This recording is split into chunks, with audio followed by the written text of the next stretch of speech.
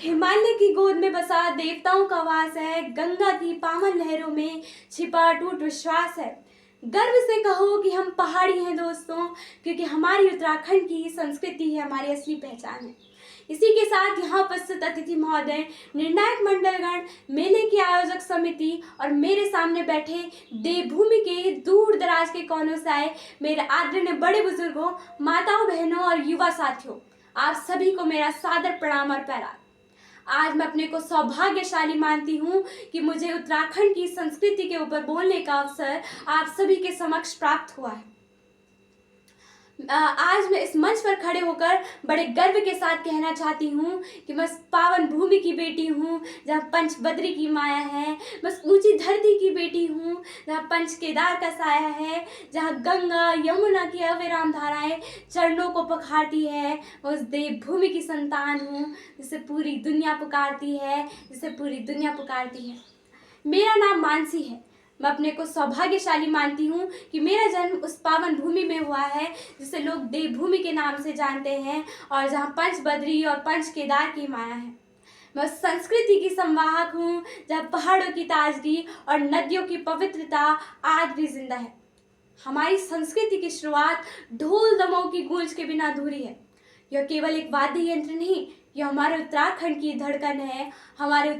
धड़कन है।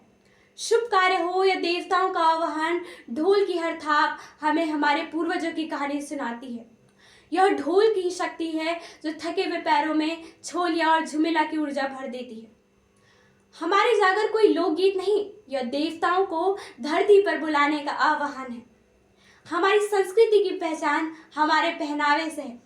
जब एक पहाड़ी नारी गले में हंसुली, गुलबंद और माथे पर बिंदी के साथ अपनी पारंपरिक नथ पहनती है तो एक साक्षात देवी का रूप धारण कर लेती है।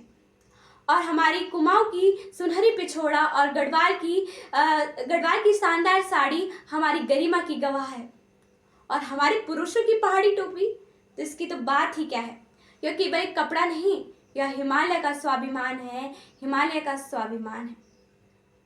हमारे पहाड़ों में अलग अलग प्रकार के रीति रिवाज हैं, जहाँ की अलग अलग प्रकार के त्योहार पूरे भारतवर्ष में प्रसिद्ध हैं, जिन्हें की अलग अलग नामों से जाना जाता है। उनमें से कुछ प्रसिद्ध त्योहार हैं फूलदेई, इगास और घुघुतिया का त्योहार।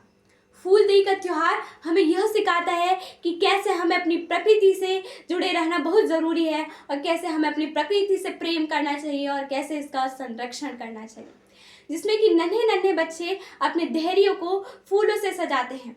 और इगास जैसा त्योहार यह हमें सिखाता है कि कैसे हमें अपनी जड़ों पर लौटना बहुत ज़्यादा अत्यंत आवश्यक है। और बात करें यहाँ के खान पान की, तो शहरों में मौजूद दूर दूर लोगों को यहाँ के खाने की खुशबू अपनी ओर खींच ले आती है। यहाँ के कुछ प्रसिद्ध भोजन हैं चैसू, फाणू, काफुली, भट की चिड़कानी, मड़वे की रोटी, काफल, भांग की चटनी इत्यादि। यह आपको किसी 5 स्टार होटल में भी नहीं मिलेगा। इसकी कीमत तो इतनी है कि यह बताने योग्य ही नहीं है। यह आप केवल उस पहाड़ी नारी के हाथों से खा सकते हैं एवं उस पहाड़ी नारी के हाथों से नसीब कर सकते हैं जो जंगलों में दूर दूर से लकड़ियाँ इकट्ठा कर अपने पहाड़ी चूल्हे पर खाना बनाती है और सर्वप्रथम अपने बड़े बुजुर्गों को खिलाती है और अंत में खुद खाती है। सलाम करती हूँ मैं उस पहाड़ी नारी को। यह भूमि तीनों रौतेली, माधो सिंह नेगी, जसवंत सिंह रावत और वीर नरेंद्र सिंह भंडारी जैसे वीरों की जननी है। यहाँ की गाथाएं बहुत ज़्यादा अत्यंत प्रसिद्ध हैं और यह भूमि है नरेंद्र सिंह नेगी जैसे वीर कलाकारों की, जो जिनके गीत की सभी लोगों के मन में आज तक जीवित है।